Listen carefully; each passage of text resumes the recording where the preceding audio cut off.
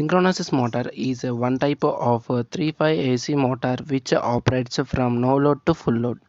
It is similar in construction to a AC generator or alternator, and it is working on the same principle of a 3-phase induction motor, that is rotating magnetic field RMF theory and magnet locking. Characteristics of a synchronous motor is it runs at a synchronous speed only, ns equals to 120 f by p. The speed can be changed by changing frequency only. It is not self-starting. It can be operated at any power factor, lagging or leading. It is a double excited machine, and it is a unity PF. It's operated at any power by unity PF. Rotor needs DC supply.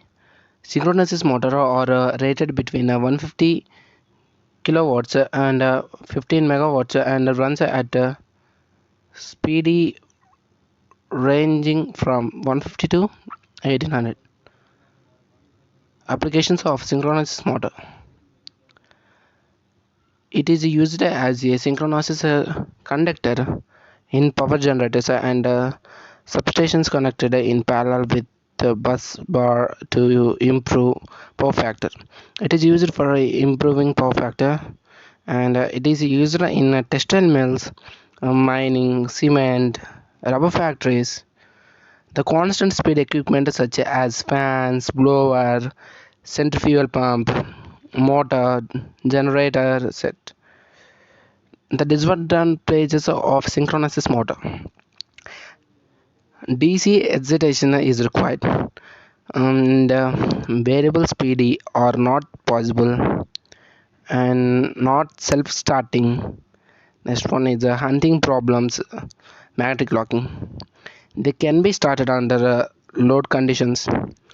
Under overload conditions may lose. Synchronous motor can be operated by different ways by changing their excitation and their high cost. Now let us know about why synchronous motor is not self-starting. It is a doubly excited motor. The stator is excited by a 3-phase AC supply and the rotor is excited by a DC supply. The stator provides rotating magnetic field RMF and the rotor produces stationary flux.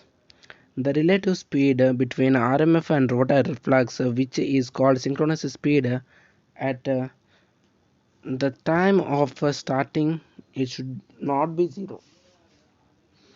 The product of these two fluxes is not in phase and not unidirectional. In one cycle of operation, the average torque per cycle is zero. The rotor is also having inertia. Due to the inertia of the rotor, it vibrates at the fixed position instead of rotating. So, because of all the reasons, we can say that the synchronous motor is not self-starting machine. Now let us see the principle of operation of synchronous motor. When a 3-phase winding is fed by a 3-phase supply, magnetic flux of a constant magnitude by rotating at synchronous speed is produced. Consider a two-pole starter of in which a two stator poles and at the synchronous speed say in a clockwise direction as shown in the figure. With the rotor position as shown, suppose the stator poles are at the instant situated at point AKB. Principle of operation. When a 3-phase winding is fed by a 3-phase supply, magnetic flux of constant magnitude but rotating at synchronous speed is produced. Consider a two-pole stator in which are shown two stator poles NS and SS rotating at synchronous speed say in clockwise direction. With the rotor position as shown, suppose the stator pole are at the stator poles are at the instant situated at point AKB. The two similar pulses N of rotor and Ns of stator as well as the SNSs will repel each other with the resultant with the result that the rotor tends to rotate in anti-clockwise direction. But a half a period later, stator poles having rotates around interchange their positions. That is, NS is at point B and SS at point A. Under these conditions, NS attracts S and SS attracts N. Hence, rotor tends to rotate clockwise, which is just the reverse of the first direction.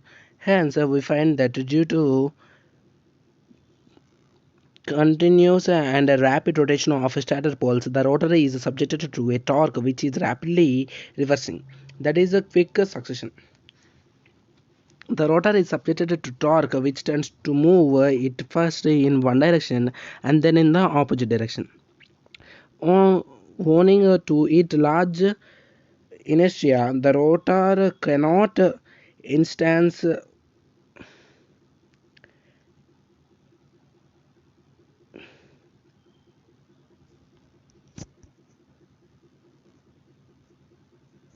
owing to its large inertia, the rotor cannot instance only respond to such quickly reversing torque with the result that it remains stationary.